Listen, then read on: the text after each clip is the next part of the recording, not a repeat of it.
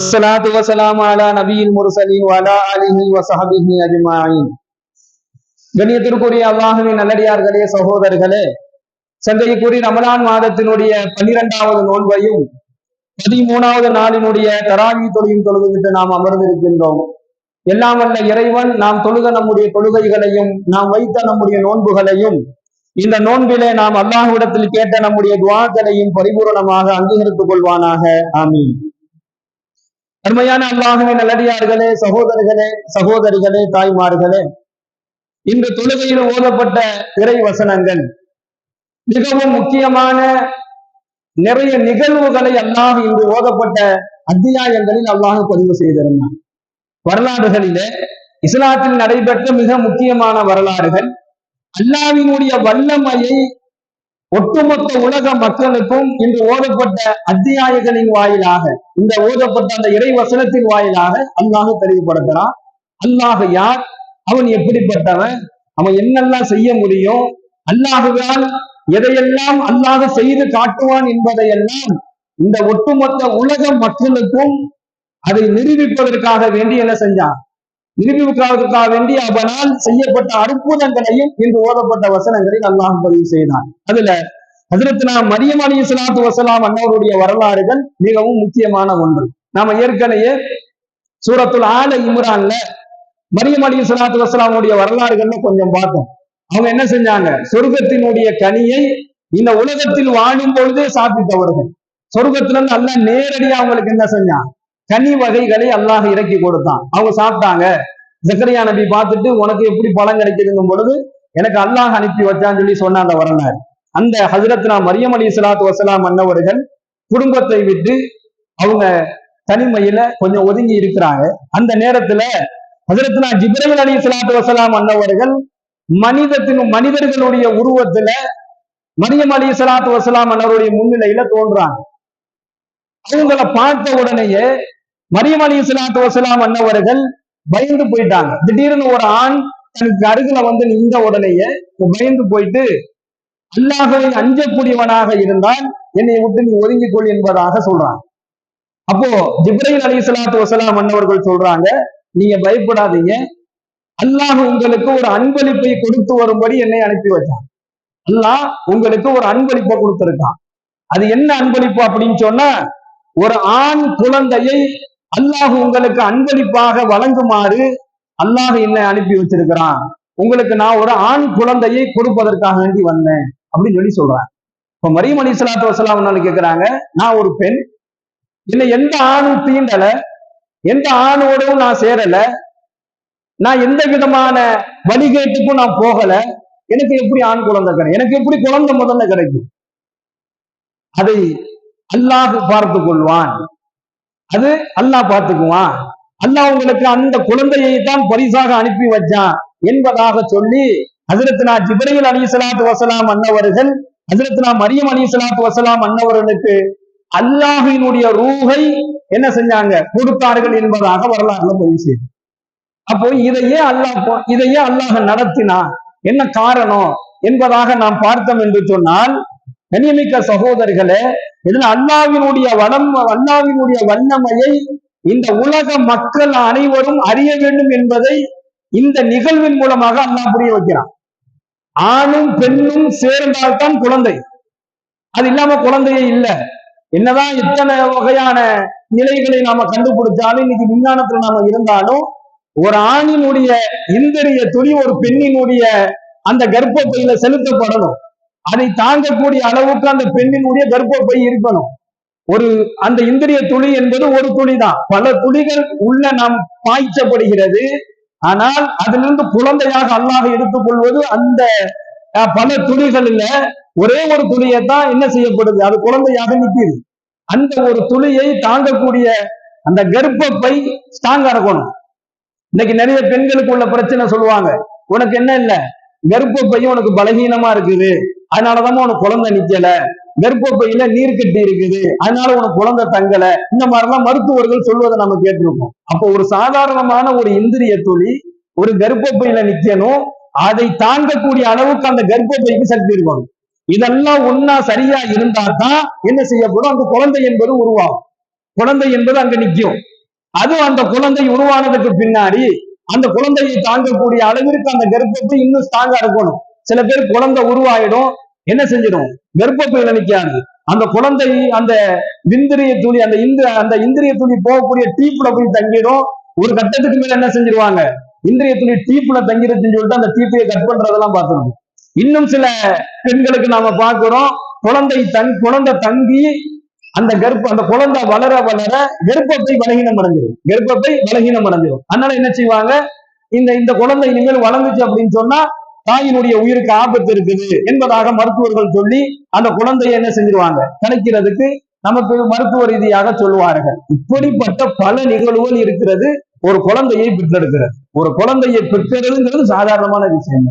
அந்த ஆணுக்கு எல்லா விதமான தகுதியும் இருக்க வேண்டும். ஒரு ஆணினுடைய உடலிலிருந்து வெளியாகக்கூடிய அந்த ரத்தம் சுத்தமாக இருக்கணும், அந்த ரத்தத்துல வேகம் இருக்கணும், அந்த ரத்தம் திடகாத்திரமாக இருந்தா தான் அந்த ரத்தத்திலிருந்து வெளியாகக்கூடிய இந்திரிய துளி கெட்டியானதாக இருக்கணும், அந்த இந்திரிய துளி ரொம்ப தெளிவானதாக இருக்கணும், அது ஆண்மை மிகுந்ததாக இருக்கும். இதெல்லாம் இருந்தா தான் ஒரு ஆணினுடைய இந்திரிய துளி ஒரு பெண்ணினுடைய கர்ப்பப்பையில சேர்ந்து அது போய் தங்கி அது குழந்தையாக, அது கருமுட்டையாக உருவாகி அது குழந்தையாக வெளியில வரணும். இதுக்கு இவ்வளவு ப்ராசஸ் எல்லாம் வச்சிருக்காங்க.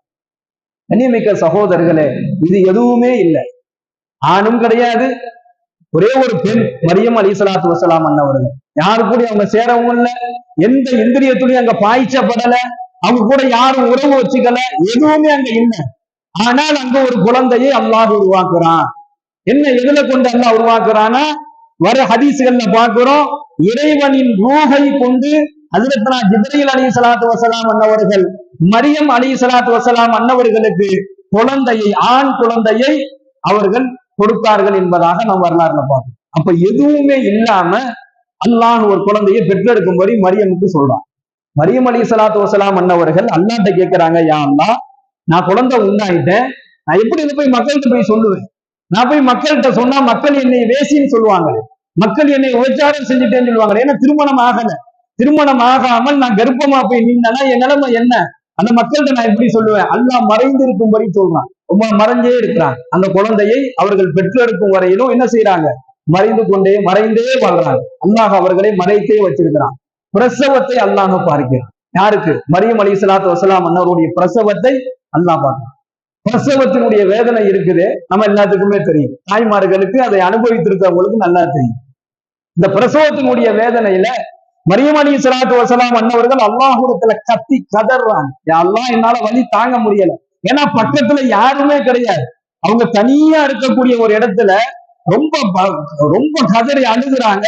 அப்ப அண்ணா அவங்களுக்கு ஒரு வழியா சொல்லி கொடுக்குறான், மரியமே நீ பயப்படாத, மரியமே நீங்க பயப்பட வேணாம், கஷ்டப்பட வேணாம், உங்களுக்கு ஒண்ணும் ஆகாது, நல்ல முறையில குழந்தை பிறக்கும். அப்படியே நடந்து இன்னும் கொஞ்சம் தூரம் நடந்து போங்க, அங்க ஒரு ஆறு ஒண்ணு ஓடும், அதுல உங்க காலை நடங்க. அண்ணா சொல்றான், ஒரு ஆறு ஒண்ணு ஓடும், அதுல காலை நினைச்சுக்குங்கிறான். இன்னைக்கு பிரசவத்தினுடைய அந்த நிலையில் இருக்கக்கூடிய பெண்கள், சுகப்பிரசவத்தினுடைய பெண்களுக்கு குழந்தைய அவங்க பெற்றெடுக்கும் பொழுது என்ன செய்யறாங்க, காலை என்ன செய்வாங்க, நரசுன்னு தொடச்சு விடுவாங்க, ஈரத்தண்ணியை வச்சு அந்த காலை நீவி விட்டுக்கிட்டே இருப்பாங்க. நம்ம பாக்குறோம், அல்லாஹ் அன்னைக்கே பிரசவம் பாக்குறான், என்ன சொல்றான், அந்த ஈரத்துல போய் உங்க காலை வைங்க அப்படிங்கிறாங்க. அந்த தண்ணி ஓடக்கூடிய அந்த வாக்கியால வைக்கிறாங்க, வலி தாங்க முடியல. உடனே என்ன சொல்றான் அல்லாஹ், மரியம் அலைஹிஸ்ஸலாத்து வஸ்ஸலாம் அன்னவர்களுக்கு அப்படியே எந்திரிங்க, மேல ஒரு வாது ஒண்ணு இருக்கும், அதை பிடிச்சு நல்லா டைட்டா என்ன செஞ்சுக்குங்க, இறுக்கமா பிடிச்சுக்குங்க. இதெல்லாம் ஒன்றா அல்லாஹ் சொல்லி கொடுத்து அல்லாஹ் அந்த பிரசவத்தை பார்த்தான் என்பதாக நாம் பார்க்கணும். பெற்று எடுக்கிறாங்க. ஹஜ்ரத்னா ஈசா நபி அலைஹிஸ்ஸலாத்து வஸ்ஸலாம் அன்னவர்கள் அவங்கள பெற்று எடுக்கிறாங்க.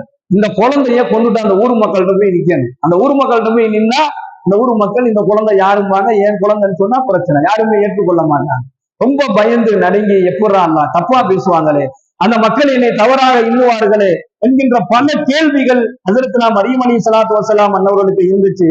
அல்லாஹ் அந்த குழந்தை எடுத்துட்டு போக சொன்னான், கொண்டுட்டு போ, எடுத்துட்டு போங்க, எடுத்துட்டு போய் என் புள்ள நீங்க சொல்லுங்கன்னா சொன்னாங்க. ஆனா மக்கள் என்ன செய்யல, இதை நினைத்தெல்லாம் எப்படியெல்லாம் அந்த மக்கள் பேசுவார்கள் என்பதாக மரியம் அலைஹிஸ்ஸலாத்து வஸ்ஸலாம் அன்னவர்கள் பயந்தார்களோ, அதே போன்ற அந்த மக்கள் எல்லாம் அவர்கள் மீது பழி சுமத்தினார்கள், அவர்களை கேவலமா பார்த்தாங்க, அவங்களை வேறு மாறி எல்லாம் நினைத்தார்கள். இறுதியாக அல்லாஹ் என்ன செஞ்சான் அப்படின்னு சொன்னா, அந்த குழந்தைய அல்லாஹ் பேச வச்சான். நம்ம இங்கு ஓதப்பட்ட வசனத்துல எல்லாம் சொல்றோம், அந்த குழந்தை சொல்லிச்சு, கால இன்னி அப்துல்லா, நான் தான் அல்லாஹ்வினுடைய அடிமைன்னு சொல்லிட்டு அந்த தொட்டிலில் இருக்கக்கூடிய ஈசா அலைஹிஸ்ஸலாத்து வஸ்ஸலாம் அன்னவர்கள் என்ன செஞ்சாங்க? பேசினாங்க. பேசி தன்னுடைய தாய் மரியம் என்பதாகவும் தன்னுடைய தாய் சுத்தமானவள் என்பதையும் குழந்தையினுடைய அந்த பேச்சை வைத்து அல்லாஹ் அந்த மக்களுக்கு நிரூபித்து காட்டினான் என்ற வரலாறு தான் இங்கு ஓதப்பட்டது. கண்ணியமிக்க அல்லாஹுவின் நல்லடியார்களே, சகோதரிகளே, அல்லாஹுடைய அருள் ஒரு மனிதனுக்கு கிடைச்சிருச்சு அப்படின்னு சொன்னா எந்த அற்புதத்தை வேணாலும் அல்லாஹ் நிகழ்த்தி காமிச்சிருவான். அது நாம யோசிக்கவே முடியாது. எப்படிப்பட்ட அற்புதம் வேணாலும் நடக்கும். அதுக்கு தேவை அல்லாஹுடைய அருள். அல்லாஹுடைய அருள் ஒரு அடியானுக்கு அல்லாஹு கொடுத்துட்டான் அப்படின்னு சொன்னா அவருடைய வாழ்க்கையில் எல்லா நிலையிலும் அல்லாஹு தாலா பலவிதமான அற்புதங்களை அல்லாஹ் வழங்குவான். அது எல்லா அடியாருக்கும் அல்லாஹ் கொடுப்பான் என்பதனுடைய படிப்பினையை தான் இந்த வசனத்தின் வாயிலாக அல்லாஹ் நமக்கு சொல்லி காண்பித்தான். கண்ணியமிக்க அல்லாஹுவின் நல்லடியார்களே, சகோதரர்களே, அடுத்து அல்லாஹ் கூறியது இரண்டாவது விஷயம், குர்ஆனை பத்தி அல்லாஹ் பேசுறான். மா நஸ்ஸல்னா அலைக்கல் குர்ஆன லிதஸ்கா. பெருமானார் ஸல்லல்லாஹு அலைஹி வஸல்லம் அவங்க உடம்புல இந்த குர்ஆன் இறங்குச்சு. அவங்க உடம்புல தான் இந்த குர்ஆன் வஹியாக இறக்கப்பட்டது. உடம்புல குர்ஆனுடைய ஆயத்துகள்லாம் இறங்கும் பொழுது ரொம்ப துடிச்சு போயிடுவாங்க. பயங்கரமா கடுமையா வலி வேதனை இருக்கும் உடம்புல. பல அந்த ஹதீஸ்கள்ல பார்க்கிறோம், நாயகம் ஸல்லல்லாஹு அலைஹி வஸல்லம் உடலில் இறங்கப்பட்ட அந்த வஹி, அந்த குர்ஆனினுடைய அந்த வசனங்கள் பெரும் கொண்ட மலையின் மீது இறக்கப்பட்டிருந்தால் அந்த மலைகள் எல்லாம் சுக்குநூறாக தெரித்து நொறுங்கி சாம்பலா போயிருக்கும் அப்படின்னு சொல்ல போறது. பெரும் கொண்ட மலையின் மீது இந்த வகை இறக்கப்பட்டிருந்தால் அந்த மலைகள் உடைஞ்சிடும். அவ்வளவு சக்தி வாய்ந்தது. பெருமானாருடைய உடலில் இறங்கும் பொழுது ரொம்ப சிரமப்படுவாங்க. அதனால அந்த யூதர்கள்லாம் என்ன செஞ்சாங்க அப்படின்னு சொன்னா, இறை மறுப்பாளர்கள்லாம் இவருக்கு இன்னும் சிரமத்தை அல்லாஹ் கொடுக்குறான் அப்படின்னு சொல்லி பேசினாங்க. அவங்க அதை இறக்கு உடம்புல இறக்கும் பொழுது அவங்க சிரமப்படுறதை பார்த்துட்டு இவர் இவ்வளவு கஷ்டப்படுறாரு, இன்னும் இவருக்கு என்ன செய்யறான், இவருடைய இறைவன் இவருக்கு சிரமத்தை கொடுக்குறான்னு சொல்லி ரொம்ப வேற ஒரு விதமாக பேசிக்கிட்டு இருந்தாங்க. அதை நிரூபிக்கிறதா அல்லாஹ் சொல்றான், அன்சல்னா அலைக்கல் குர்ஆன் டெஸ்டா, நபியே நீங்க துன்பத்திற்கு உள்ளாக வேண்டும் என்கின்ற நோக்கத்திற்காக வேண்டும் இந்த குர்ஆனை உங்கள் மீது நான் இறக்கவில்லை. இல்லா ததிக்கிற தலைமை எதஷா, இந்த குர்ஆனை உங்கள் மீது நான் இறக்கியதுக்கு ஒரே ஒரு காரணம் தான். அது என்ன அப்படின்னு சொன்னா, அச்சம் கொண்டு நல் உபதேசம் பெற்று அந்த மக்கள் நல்ல வழியில வரணுங்கக்கூடிய ஒரு நோக்கத்திற்காக வேண்டிதான் இந்த குர்ஆனை உங்கள் மீது நான் இறக்கி வைக்கிறேன் என்பதாக அல்லாஹ் சொல்றான். அப்ப கண்ணியமிக்க சகோதரர்களே, குர்ஆன் என்பது நல்ல உபதேசத்தை நமக்கு வழங்கக்கூடிய ஒன்று. குர்ஆன் என்பது அச்சமூட்டி எச்சரிக்கை செய்யக்கூடிய அல்லாஹ்வினுடைய வார்த்தைகள். அந்த குர்ஆன் அல்லாஹ் எதை சொல்லியிருக்கிறானோ அதை செய்வதும், எதை அல்லாஹ் தடுத்தானோ அதை விட்டு விலகிக் கொள்வதை தான் அல்லாஹ் விரும்புகிறான். அது மட்டும் அல்லாமல் குர்ஆன் உங்களுக்கு ஒரு நல்ல உபதேசம், குர்ஆன் உங்களுக்கு ஒரு சிறந்த பாதுகாப்பான கேடயம், குர்ஆன் உங்களுக்காக வேண்டி அல்லாஹ்விடத்தில் நாளை மறுமையில முறையிடும். ரெண்டு இபாதத்தை அல்லாஹ்ட்ட பேசும். ஒன்னு நோன்பு, இன்னொன்னு குர்ஆன். இது ரெண்டும் அல்லாஹ்ட்ட நமக்காக வேண்டி பேசும். நாம சரியா நோன்பு வச்சுட்டோம்னா இந்த நோன்பு நமக்காண்டி பேசும். நாம சரியாக குர்ஆனை ஓதக்கூடியவர்களாக இருந்தால் இந்த குர்ஆன் நமக்காக வேண்டி பேசும். குர்ஆன் உங்களுக்காக வேண்டி அல்லாஹ்விடத்திலே முறையிடும். குர்ஆன் பெரும் அபாயங்களை விட்டு உங்களை பாதுகாக்கும். இம்மையிலும் சரி, மறுமையிலையும் சரி. எங்கேயாச்சும் வெளியில போறோம், குர்ஆனை ஓதிட்டு போனோம்னு சொன்னா அங்கு நமக்கு வர இருக்கக்கூடிய என்ன ஆபத்து வரும் நமக்கு தெரியாது. ஆனால் குர்ஆனை ஓதிவிட்டு ஒருவர் சென்றால் அவருக்கு வரக்கூடிய பிரச்சனைகள், ஆபத்துகள், கஷ்டங்கள் எல்லாம் தீர்ந்துவிடும். எந்த வீடுல குர்ஆன் ஓதப்படுதோ அந்த வீட்டுல ரஹமத்திற்குரிய மலக்குமார்கள் சூழ்ந்து கொள்கிறார்கள். குழந்தை பாக்கியம் இல்லாத வீடுகளில் குர்ஆன் ஓதினால் குழந்தை பாக்கியங்கள் அவர்களுக்கு கிடைக்கும். வறுமையினுடைய பிடியில் இருக்கக்கூடிய வீடுகளில் குர்ஆன் ஓதினால் வறுமை நீங்கிவிடும். கடனால் பாதிக்கப்பட்டவர்கள் குர்ஆனை ஓதினால் அவருடைய கடன்கள் நிறைவேற்றப்படும் என்பதாக நிறைய சிறப்பு அம்சங்கள் குர்ஆனுக்கு இருக்கின்றது. இறை நிராகரிப்பாளர்களுக்கு தான் இந்த குர்ஆன் சிரமம். ஆனால் உண்மையாக இறைவனை ஏற்றுக்கொண்ட இறையச்சவாதிகளுக்கு இந்த குர்ஆனை ஓதுவது மிகப்பெரிய பாக்கியமாக பார்ப்பார்கள். சகோதரர்களே, சைத்தான் ரொம்ப ஈஸியா சுலபமா வழிகேட்டுல கொண்டு போய் விட்டுருவான். சைத்தானுக்கு நம்மளை வழிகெடுக்கிறது ரொம்ப ஈஸி. ஆனால் குர்ஆனுக்கு நம்மை நல்ல வழியில கொண்டு வருவதற்கு குர்ஆனுக்கு ரொம்ப ஈஸி. குர்ஆனை ஒருத்தர் கையில எடுத்து ஓத ஆரம்பிச்சுட்டாருன்னா ரொம்ப இலகுவாக நல்ல வழிக்கு வந்துருவார். எப்படி சைத்தான் வழிகேட்டுல கொண்டு போறதை ரொம்ப சுலபமா கொண்டு போறானோ அது மாதிரி குர்ஆன் ரொம்ப சுலபமாக நல்ல வழிக்கு பக்கம் நம்மள திசை திருப்பிடும். எனவே குர்ஆனை கொண்டு நிறைய மாற்றங்களை அல்லாஹ் ஏற்படுத்துகிறான். நிறைய குர்ஆன் ஓதணும் அப்படிங்கக்கூடிய ஒரு படிப்பினையும் இங்கு ஓதப்பட்ட வசனத்தில் அல்லாஹ் கூறுகின்றான். அடுத்தபடியாக நபிகள் நாயகம் ஸல்லல்லாஹு அலைஹி வஸல்லம் அவர்கள் சொர்க்கம் செல்வதற்கு ஒரு சிறந்த ஒரு அமலை சொல்லி தருகிறார்கள். என்ன அப்படின்னு சொன்னா, ஒருவர் மக்களினுடைய நிர்வாக பொறுப்பை ஏற்றுக்கொண்ட ஒருவர், மக்களினுடைய நிர்வாக பொறுப்பை ஏற்றுக்கொண்ட ஒருவர், ஒரு பொது உடைமையில இருக்கிறார், ஒரு பொது மக்களினுடைய பொருளாதாரத்தை, பணம், அந்த மாதிரி அமானிதமான பொருட்களை பாதுகாக்கக்கூடியவரா இருக்காரு. சுருக்கமா சொல்லணும் அப்படின்னு சொன்னா அமானிதம். அமானிதத்தை எவர் சரியாக பாதுகாத்து கொண்டாரோ அவருக்கு அல்லாஹ் சொர்க்கத்தை லேசா வழங்கினார். எவர் ஒருவர் அந்த மக்களினுடைய அந்த பொருளாதாரத்தையும் அவரிடத்தில் மக்களால் நம்பி ஒப்படைக்கப்பட்ட அந்த அமானிதங்களை சரியாக அவர் பாதுகாத்து அதை சரியான முறையில் நியாயமான முறையில் அவர் சரி செய்யவில்லையோ அவருக்கு அல்லாஹ் சொர்க்கத்தை தடை செய்து விடுவான் என்பதாக நபிகள் நாயகம் ஸல்லல்லாஹு அலைஹி வஸல்லம் சொல்லி காண்பிக்கின்றார்கள். எல்லாம் வல்ல இறைவன் எதை விரும்புகின்றானோ அத்தகைய நல்ல வாழ்க்கையை வாழக்கூடிய நல்ல நசீபை நம் அனைவருக்கும் வழங்குவானாக. வாயுதவான அல்ஹம்துலில்லாஹி ரப்பில் ஆலமீன். அஸ்ஸலாமு அலைக்கும் வரஹ்மத்துல்லாஹி வபரகாத்துஹு.